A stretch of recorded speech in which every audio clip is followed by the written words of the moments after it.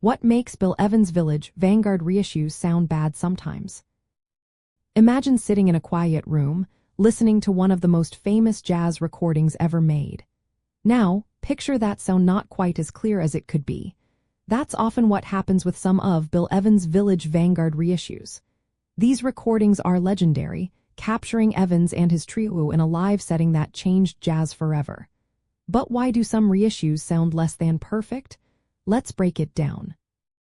First, the original tapes from the early 1960s are a big part of the story. These tapes were made with technology that was good for its time but not as advanced as today's equipment.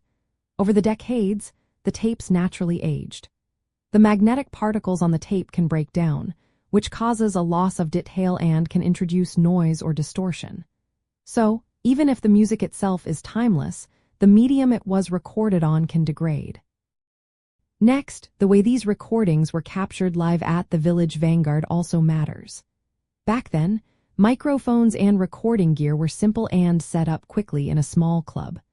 The microphones were placed to pick up the overall sound of the trio, but that sometimes meant certain instruments or parts of the performance could be too loud or too soft. For example, if the piano was too close to a microphone, it could overload the recording, especially when Evans played with a lot of force in the upper registers. This can cause a harsh or distorted sound in the reissue. Then there's the process of pressing the vinyl records. Even if the original recording is clear, the vinyl itself can introduce issues. Surface noise like clicks, pops, and hissing are common, especially if the record has been played many times or wasn't pressed with high quality.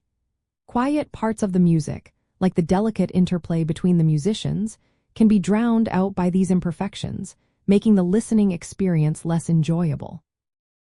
Another factor is how the reissue was mastered. Some reissues are made from the original tapes, but others might use copies or different sources.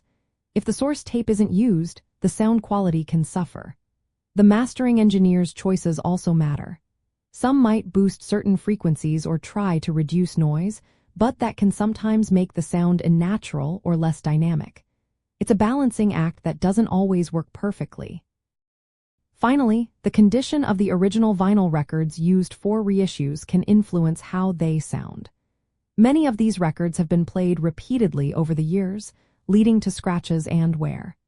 These physical damages can cause additional noise and affect the clarity of the music, especially during quiet or subtle passages.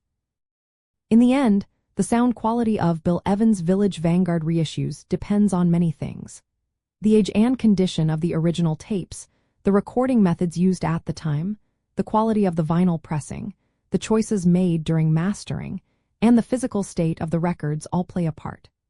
Sometimes these factors combine to produce a less than ideal listening experience, even though the performances remain some of the most important in jazz history. To get the best sound, it's worth seeking out reissues that are carefully pressed, well mastered, and sourced from the original tapes whenever possible.